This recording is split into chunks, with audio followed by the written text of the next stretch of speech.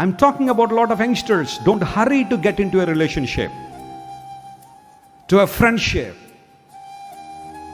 ఏదో ఒక విధానంలో స్నేహం తర్వాత ప్రేమ తర్వాత మరొకటి, ఆ తర్వాత ముఖం చాటేస్తే డిప్రెషన్లు, యాంగ్జైటీలు, యాసిడ్ బాటిళ్ళు, ఇవన్నీ ఎందుకు జరుగుతున్నాయి? లోకస్తులు లేదా నీ చుట్టూ ఉన్నవాళ్ళు, కొంతమంది స్నేహితులు ఉంటారు, వాళ్ళందరూ ఈ బ్యాక్గ్రౌండ్ ఉన్నవాళ్లే. ఆ స్నేహితుల మధ్యలో కొంతమంది ఉన్నప్పుడు వాళ్ళు కూడా అలాంటివి చేయడానికి స్ఫూర్తి పొందుతుంటారు. ఎందుకంటే వాళ్ళు మాట్లాడుకునే విషయాలు అన్నీ అవే.